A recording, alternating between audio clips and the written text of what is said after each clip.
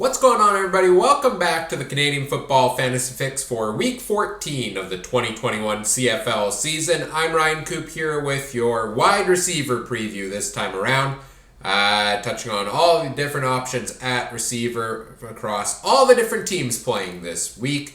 If you missed it, go back and check out the quarterback and running back previews that were released earlier today, and I will have a defensive preview out late tonight as well, followed by depth chart updates on Friday to get you all set for locking in your lineup for week number 14 of CFL Fantasy.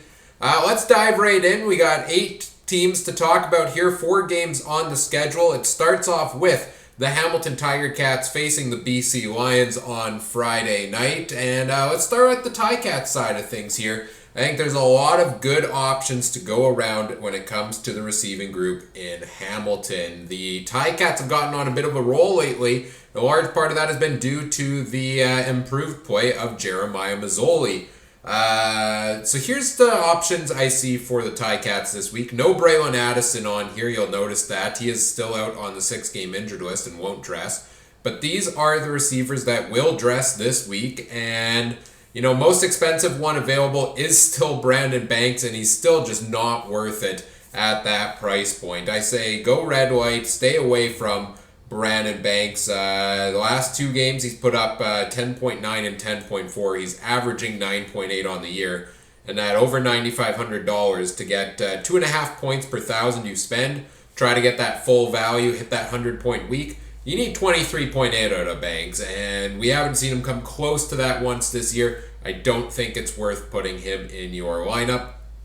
But the 3 mid-priced receivers for Hamilton, I think, are great plays, and they have a great matchup, the Ticats do, with BC this week, a defense that's given up a lot of yards and points through the air in recent weeks. Jalen Acklin seems to play his best ball when Jeremiah Mazzoli is the starting quarterback. Seems to be one of his favorite go-to targets. 67-16 is his price. You're looking for 16.8 points out of him. He's averaged 11 on the year, but his best weeks have come with Mazzoli at quarterback. In the last 3 weeks alone, 21.6, 15.8, and 13.5. So 1 week over full value and a couple at 2 points per $1,000 for Acklin there. I like him to continue that trend.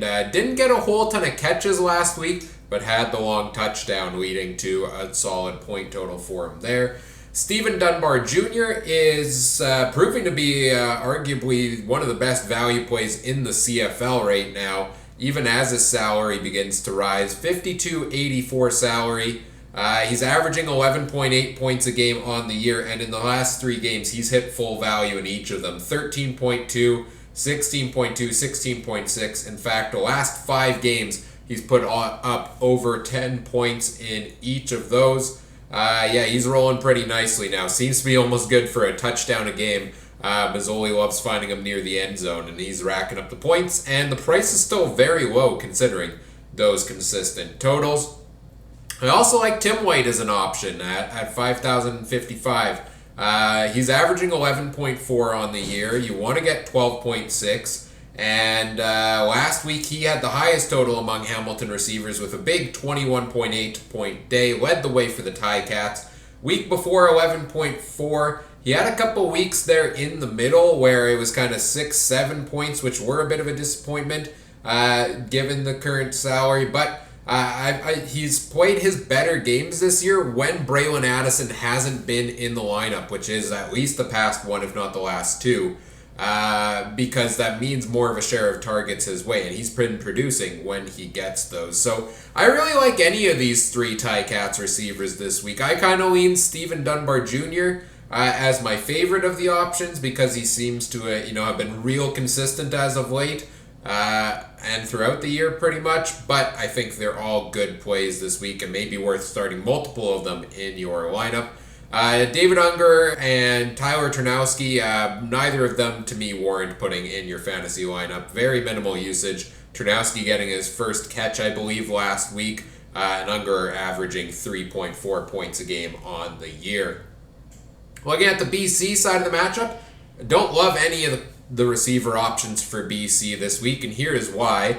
Yes, they got the passing game going a little more last game. Michael Riley did throw for 290 yards and 3 touchdowns, but that was kind of a blip in a streak of bad performances there for the Lions. I think they face a real tough defense this week in the Ticats, whereas last week, they had the matchup with Toronto, who are a little more susceptible to the passing game, but for the Lions, also a large part of it is just their receivers are expensive.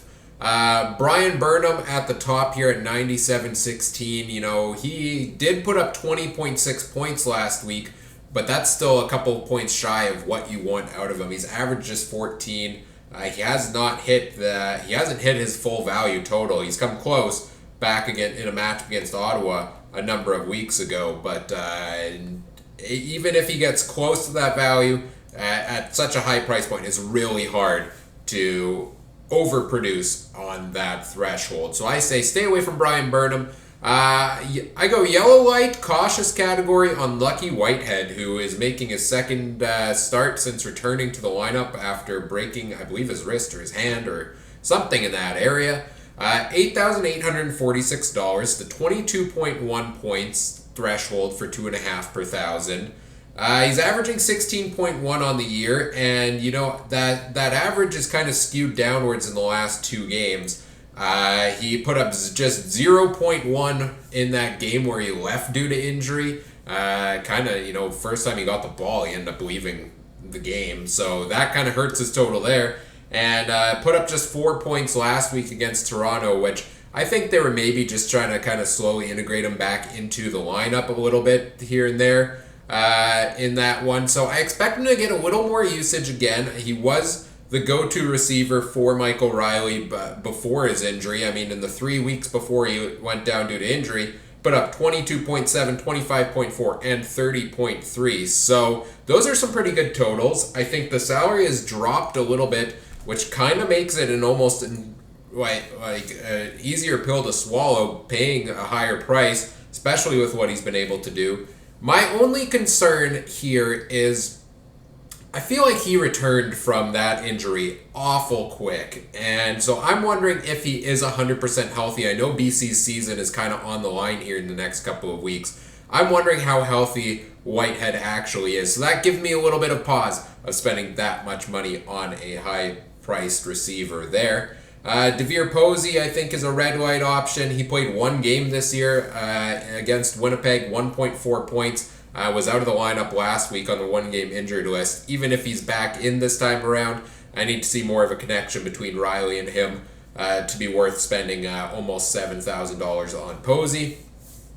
Dominic Rhymes was the one I had a hard time placing for Week 14 because based on his play earlier this year, would have been red light across the board. But first game back from injury last week, he had a bunch of targets his way and a bunch of catches and put up 18.8 points, his best game of the year, and hit you full value. He's cheaper than the other options here I've talked about for BC, just under $6,000. 14.8 points. If he's getting a similar target load as last week, I don't think that's out of the realm of possibility for him. 7 catches, 70 yards, you're getting 14 points. So I don't necessarily expect Rhymes to be a go-to 20-point week kind of guy. Although he did, was a 1,000-yard receiver in Ottawa just 2 years ago, and I think maybe could develop some of that magic once again. I hope he does, because I love watching him play. But I can't lock it in as a green light until we see another performance or two like he put up last week for Rhymes. Potential good play there, but not a surefire pick in my opinion. Javon Cotoy, I dropped him down to a red light category. Yes, he did last week. He was listed as a backup, put up a goose egg. This week it looks like he will be listed as a starter again, but even then, in the last 5 starts for him, highest total being 11.3 points. Promising first couple games once he got into the starting rotation, but since then it's trailed off for Cotoy. Shaq Johnson still, last week did put up 8.8, almost full value, but was more often than not. I mean, he's averaging 3.7 on the year. Same thing with Jacob Scarfoni, 1.3 average on the year. I don't think either of those warrant putting in your lineup. And of note, kind of one of the guys that I normally give a good recommendation of, Keon Hatcher, is not on the active roster again this week for BC. So no Keon Hatcher. Do not take him for fantasy this week. Getting into our second game on Friday night, I believe it's a Friday night doubleheader, the Saskatchewan Roughriders and the Edmonton Elks. Looking at things on the Riders side of the ball, first of all, notable this week, they will be without Kyron Moore at receiver. They'll also, Mitchell Picton got the start last week. He goes back to the off the active roster, and Keon Schaefer-Baker actually gets the starting slot again, which he had a large portion of the season. Duke Williams is also a game time decision for Saskatchewan, I believe. So there could be some changes coming at receiver this week. We're looking at a bit of a different landscape here. I think you stay away from Williams at a $9,000 salary. The 2 games he's been back with the Riders, look, the Riders kind of stunk across the board in the passing game last week. No receiver hit even close to full value. All of them, except for Rashard Davis, at their current price, would have been less than 1 point per $1,000. So yeah, you would have been real frustrated if you took Riders last week, especially if you took a high-priced one like Duke Williams. I don't think I could stomach putting $9,000 salary in there for a 7.5 point average. Same thing with Shaq Evans. Yes, he's a lot cheaper at $6,911, but he's been averaging 7.4. He's struggled to get going since he's been back in the lineup. I need to see the Riders' passing game get back on track before recommending either of these guys, especially since they face an Elks defense that is one of the better in the league against the pass. Now, I think there are a couple of potential cheaper options this week, though, for Saskatchewan, especially with no Kyron Moore, potentially no Duke Williams. Keon Schaefer-Baker should get more of a workload again. Past 3 games from him have been all a bit of a disappointment at under 6 points, but in the 3 of the 4 games before that, he was hitting full value of at least 14 or more. So when he gets used properly in that offense, he's got the talent to put up big points. $4,000 salary is not too big, where I think a 10.3 point week is very attainable, but we got to see the usage from the Riders here, and the tough matchup with the Elks defense makes it hard to lock any of these as a green light. Same thing, Braden Lenius. Last week was 2.6. The week before was 13.4. He's been kind of up and down. A couple good weeks where he hit full value, and a couple of weeks where he hit under a point per $1,000 in his last 6 games. So it's kind of been a toss-up. Good game, bad game, what are you going to get from him? Which means that sounds exactly like yellow light category to me. You could take a risk and it could pay off, or you could be burned if it's one of those bad weeks. Ricardo Lewis draws back into the starting lineup for the Riders with Kyron Moore being out. And he is a potential play here for me as well, because in his last 3 games that he was on the roster, 18.1, 6.4, and 10.5 were his totals. Not bad at a cheap $2,700 price. You need just 6.8 to hit full value with Ricardo Lewis. And I would lock him in, but I am, just because he is back on the active roster, because they now have Shaq Evans, they also have Duke Williams, potentially if he's ready to go in this game. And if they start trying to get them the ball a little more often, that takes some potential targets out of Lewis's way. I think he's a pretty low-risk pick here at a cheap salary and could pay off if he plays like he did those past few games. But there is a bit of a risk there. Justin McInnes is going to be a backup, not worth putting in your lineup. And Rashard Davis is another intriguing play, just because he'll be presumably handling return duties for the Riders again this week. The last 2 games, 3.1 and 3.2. Hasn't gotten much going in that regard. But they do face the Elks, who are one of the worst teams when it comes to punt coverage. So potential for him to hit the value there if you need a real punt at the receiver position. But Ricardo Lewis is only about $200 more, and I think is a better play if you're looking at one of these Riders as your value pick for the week. Looking at the Edmonton side of the ball, a number of changes for the Elks this week. Their two biggest name receivers, Greg Ellingson and Darrell Walker, will not be in the lineup due to injury, but they will be getting Armonte Edwards back into the lineup for the first time since, I believe, week number 2 or 3. So a couple of changes there. Ernest Edwards also draws back in on the active roster for the Elks this week. I don't love a lot of these options just because we've seen Edmonton be very inefficient on offense. They're also facing a Riders defense that kind of shut Montreal's passing game down pretty well last week. Armonte Edwards' price, I think, is through the roof for a guy that we've seen play 2 games this year and get nothing done and has been injured for the past 8, 9, 10 weeks, maybe even more than that. I don't think you should put that in your lineup at $8,000. You need 20.2 points out of him. I don't think he's hitting that this week. Could prove me wrong. Could come back in the lineup and really show why the Elks did bring him in the offseason. But I am not feeling good about that matchup there. Then we get into kind of a lot of cheaper receivers for Edmonton. And I thought long and hard about, should I potentially recommend who of the bunch here should I? I'm saying red light on Tavon Smith and Mike Jones as 2 of the more expensive of the remaining options for Edmonton. Tavon Smith, $4,524, averaging just 4.8 points a game on the year. He's kind of rotated in and out as a starter and a backup. In his past 3 games, he's put up a max of 4 points, so he hasn't hit the totals there, even though he is should get more of a role with those other guys out of the lineup.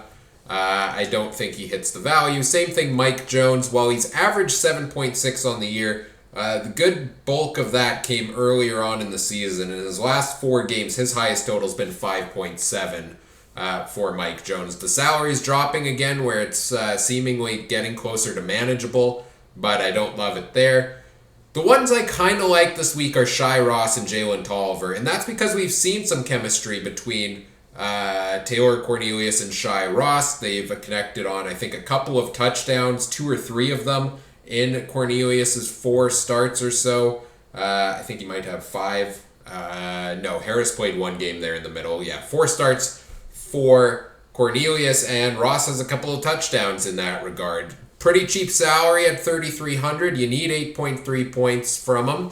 He's averaged 8.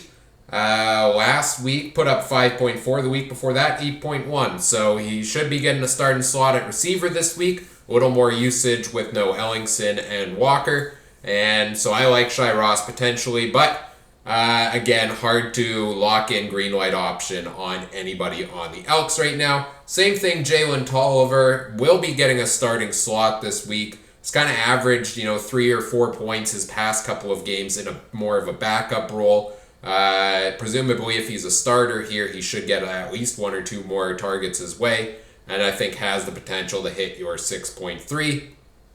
Ernest Edwards back on the active roster, but in a backup role, so I don't feel confident in the 6.3 points, even as a $2,500 play there from Ernest Edwards. Getting into the Saturday games, we've got the Ottawa Red Blacks and the Toronto Argonauts facing off this week. Last time they faced off, there was a lot of fantasy points go around, especially from the defenses. We'll see if some are to be spread around between the offensive players this week. Devontae Dedmon coming off a fresh new contract extension with Ottawa. I believe has been starting to practice this week. Just checking the injury report here. He has been a full participant the past couple of days, which means we could see him back in the lineup, which excites me. I love Devontae Dedmon. I'm cautious on him at a $6,931 salary because you need him to hit 17.3 points, and we know they don't really involve him in the offense a whole ton. Devontae Dedmon is mostly just a return man. He did have some weeks earlier in the year where he put up 19 points, 16 points, etc. But 2 of his last 3 games, he's hit 8.5 and 7.6. So I'm a little cautious because I think 70.3 is a really tough total to hit in the return game alone. I think his salary has gone a bit too high. Kenny Stafford and RJ Harris, don't love either of those options there. Pretty much the exact same price for them. Stafford's had a little bit more success at an average of 8.6 a game, but neither of them have averaged really close to the value for their price. Last week, 8.1 for Stafford, 8 for RJ Harris. They've been kind of neck and neck the past couple of weeks. Stafford has come close in a couple of games in a row there before the last two to hitting his full value, but I find he's very touchdown dependent, Kenny Stafford. It's not a huge target load. It's not a huge yardage load for Kenny. And banking on a touchdown, especially from an Ottawa offense, is something that's a little bit tough to do. So I say stay away in that regard. Also, same thing with RJ Harris, just the totals haven't consistently been there.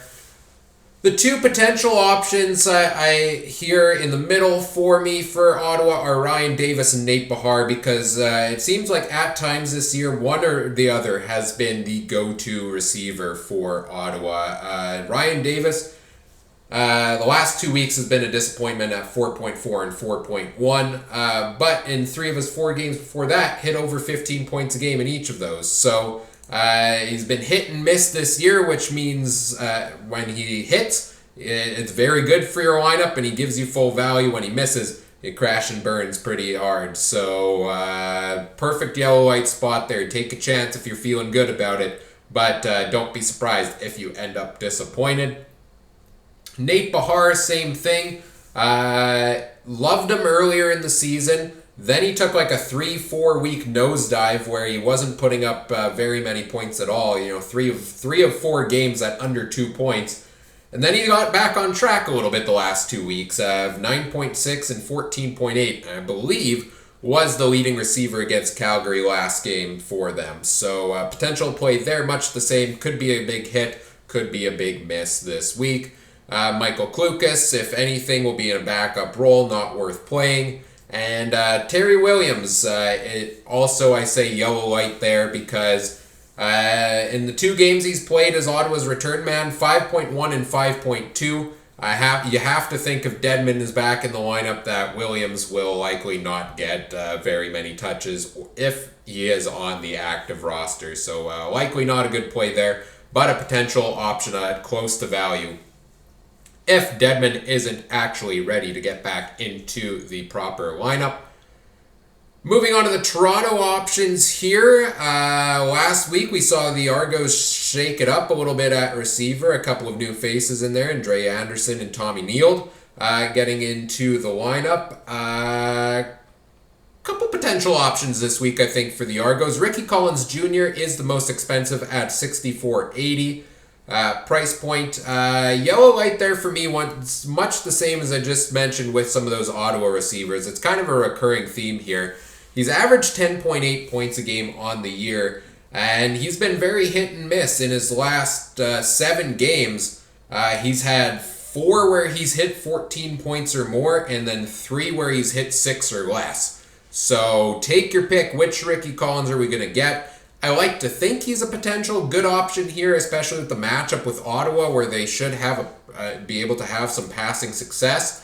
But you don't know which Ricky Collins you're going to get. Last week, by the way, he won the distinction, in my opinion, of perhaps the weirdest fantasy stat line I've ever seen when he put up 4 catches for -1 yards. I'm not quite sure what happened there to make that happen. Maybe a couple of 0 1-yard passes and then a loss. Weird stat last week from Collins Jr. DeVaris Daniels, I say stay away from. I thought about, he's kind of the same as Ricky Collins in the fact that he can have his good games and hit his full value, but he can have disappointing ones. But I feel like with him, the good games are fewer and far between. And I just have a really hard time projecting when Daniels is going to be a go-to receiver or when he's going to come out and not really get involved in that offense. So I don't like the play there because it's hard to find when he's hitting the nail on the head with that pick. Chandler Worthy I have as a yellow light option. If he's in the starting receiver lineup on top of handling return duties, I like it. If he is a backup and it's returns alone for the most part for him, I don't. The past 2 games he's hit around 9 points. When he was a starter in the lineup, he did put up 2 of 3 games as 22.1 points there prior to that. So there's potential for big play with Worthy. But likely not if he's just handling the return game. The go-to Toronto option for me continues to be Curley Gittens Jr., who continues to find success with McLeod Bethel-Thompson. Last week was a bit of a step back and was a bit of a disappointment. I know a lot of people had him in the lineup. He put up just 9.4 points in that game, but I mean, that wasn't too far off of 2 points per $1,000. It was 3 points shy of what you wanted for full value, and so even on a bit more of a down week where the offense didn't get a whole ton going, he almost ended up being a good fantasy option. 3 of his last 5 games hitting full value at over 13.8 points. I like Curley Gittens Jr. He's becoming a go-to option for McLeod Bethel-Thompson and should again in a very good matchup with Ottawa this week. Dejon Brissett, if anything, will be a backup in the lineup, not worth playing in your fantasy lineup. And then we get into the 2 guys who got into the lineup last week for them. Dre Anderson, I think, did have a fair share of targets his way. They just didn't end up connecting on those. He still put up 4 fantasy points, so just a couple points shy of what you needed out of him. And I think it could be a potential decent play there because I expect McLeod Bethel-Thompson to bounce back a little bit this week, and if he was getting a decent target load last game and he gets that again this week and a couple of those balls end up more catchable or he brings them down a little easier, then he should be able to hit value this week. So still a bit of an unknown, which makes it hard to lock him in as a value play, but if he is starting at receiver again, could be a play worth playing there. Tommy Neild last week took the starting job in place of Chandler Worthy and didn't put up any fantasy points in that regard. So I say stay away from Neild this week. And finally, our final matchup of the week has the Winnipeg Blue Bombers returning from the bye week to face the Montreal Alouettes at home. Let's talk about the Bombers here for the first time in a couple of weeks. Looking at the highest priced option here, Kenny Lawler, $9,158. He has probably one of the highest averages out of receivers in the CFL this year at a 16.7 average, which is very impressive. Now that average might be skewed a little bit by the fact that he had a game where he hit 38.5, to say the least. The reason I'm saying stay away is because the price is so high. Last 2 games, he put up 11.2 and 15.9. Outside of that 38.5, he had a 20.7 back in Week 6 against Saskatchewan. And besides that, since the first couple games of the year, really hasn't hit value. They also have a tough matchup with a Montreal passing defense that I think has been pretty good. That defense gets a lot of pressure on the quarterback as well, which could cause some disruption there for Zach Collaros. And I think we could see a situation as well where Collaros plays maybe half a game, 3 quarters, because the Bombers have locked their playoff spot up. And who knows what the passing game looks like with Sean McGuire. So I don't like spending that much money on Lawler this week. I do think there's potential to play Nick Dembski, though, at $75.58. Dembski's cooled off slightly in recent weeks. 3 of his last 4 games hitting under 2 points per $1,000. 11.8, 3.9, and 12.5. He did hit a 19.3 somewhere there in the middle. Pretty consistent guy this season. Outside of that 3.9 a couple of weeks ago, he's hit 11 or more, I think it is, on every single week of the year. So you got a decent floor with Dembski. But the ceiling, there's a lot of guys to spread the ball around in this offense, and I also expect a bit of a lower passing day for the team as a whole against Montreal, as I mentioned. So I'm not sold on Dembski hitting you a massive total necessarily this week. I do like the bit of a cheaper option, though, in Rasheed Bailey if you are going to take any Bombers receiver. 16.5 points is what you want out of him at $6,600. He's averaged 11.8, and he's been one of the most consistent receiver options in the CFL in recent weeks. In his past 5 games, 13.2, 11.3, 12, 22.5, and 14.4. So he's been hovering close to that. Hasn't necessarily hit it all the time, but I like the floor. And I like if you're going to take a Bombers receiver to go with, of these 3 options I mentioned, the cheaper one available, so that if he hits, his usual totals, he's right there. If he hits a bit above the totals, he's getting you full value. If he hits a bit below, it's less of a blow to your lineup. So Bailey, I think, is, of any Bomber receiver, a lock for me, and should be good. Bombers put up a lot of touchdowns. I wouldn't be surprised to see Coleros find him 4-1 once again this week. And also you have to think, if they start getting in a position to rest guys late in this game, that it's going to be the Lawler, it's going to be the Dembski, maybe a veteran like Darvin Adams that gets the rest. I think Bailey would be a guy we see play throughout the entire game here for Winnipeg. Drew Wolotarski, Darvin Adams, stay away from either of them. It seemed like a bit of life was injected into Darvin Adams' game last time around for the Bombers against BC. He was one of the go-to receivers and put up 13.3 fantasy points in that one, but his 3 games before that were all under 4.5, so I still stay away from him. He's so hit and miss. Only if he gets, long passes his way does he put up his total. And it's hard to bank on just one long pass. He's not going to be a guy that gets you a ton of catches, a huge volume of receptions each week. Drew Wolotarski is kind of a check-down service guy for the Bombers. I still don't like him as a go-to play. 7.9 points last week, but he's averaging just 5.2 on the year, and more often than not is not hitting his value. Janarian Grant could be an interesting one, though. Last game for the Bombers did return a kick for a touchdown late in that one. 14.5 points for him. Bumped his total, his average on the year up to 6 points. 8.5 is what you want. If Grant is, back in the game a little bit, that was the best return game we've seen from the Bombers all year, then I like his potential of hitting this total, especially with a matchup against Montreal, who I feel like have been susceptible at times to a bigger return this year. I think Devontae Dedmon may have had a couple big games against him. Granted, Devontae Dedmon, in my opinion, is the best return man in the CFL. So potential play there for Janarian Grant at a $3,400. Probably not going to break you a 15-point week, though, if you're looking for that. And the final team to talk about here, the Montreal Alouettes. Stay away from most of their starting receivers this week solely because it's matchup with the terrifying Bombers defense.